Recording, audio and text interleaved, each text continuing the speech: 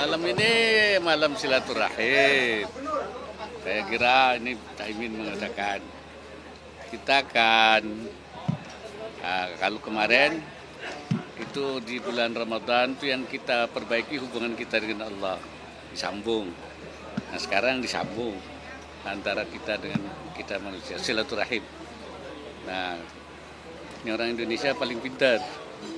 Tidak ada di negara lain yang bisa membuat satu cara bersilaturahim yang efektif. Dua, satu halal bihalal.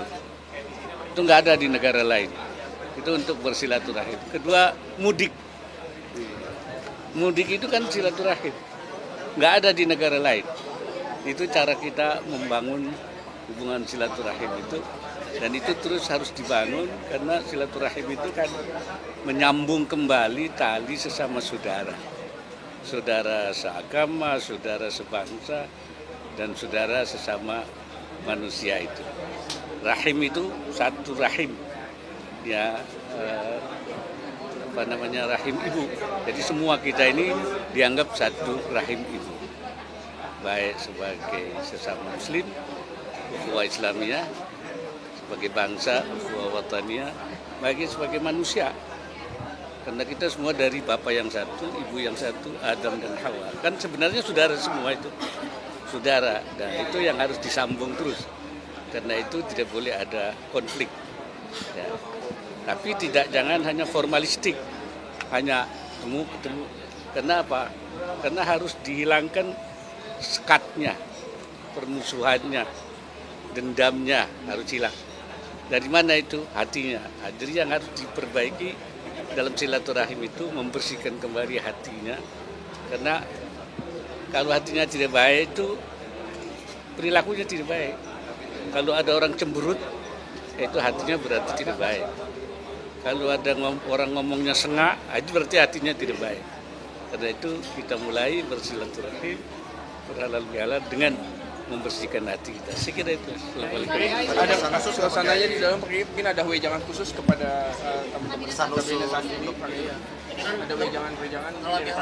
Ya saya kira kita semua tahu bahwa situasi sekarang itu kan tidak baik-baik saja. Karena itu harus bekerja keras, harus bersatu, harus mengambil langkah-langkah yang terbaik, lebih mengutamakan yang mana yang harus prioritas yang didahulukan. Saya kira itu aja.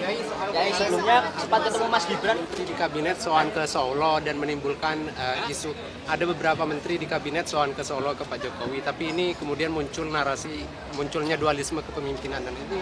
Saya kira itu bagian dari harus diartikan sebagai dari silaturahim tadi. Dengan bekas presiden, dengan bekas wakil presiden, dengan yang lain-lain juga. Ini ancaman nggak jadi ancaman ke kepemimpinan Pak Prabowo nggak? Ya kalau hatinya bersih semua tidak ada ancaman. Hatinya kan dibersihkan dulu. Nggak ada ancaman. Sempat ketemu Mas Gibran bahas apa Pak Yai? Ya silaturahim juga. Ya, Ada pesan yang disampaikan ke Mas Gibran nggak Pak Yai kemarin? Ya ngobrol biasa lah. Dan saya sebagai orang lebih tua tentu memberikan banyak hal pengalaman saja. Saya kira terima kasih. Ya. Rencana evakuasi warga Gaza gitu. Warga Gaza. Terakhir soal relokasi warga. Saya kira yang penting itu bagaimana mengatasi kesulitan yang ada di Gaza dengan cara apapun. Kalau itu bisa menyelesaikan tidak ada masalah. Ya tapi kalau memang itu sulit, ya saya kira kita memberi bantuan kepada masyarakat di sana. Memindahkan juga hal yang tidak mudah kan. Tapi juga membantu di sana juga tidak mudah. Jadi mana yang paling mungkin kita memberi bantuan? Saya kira itu.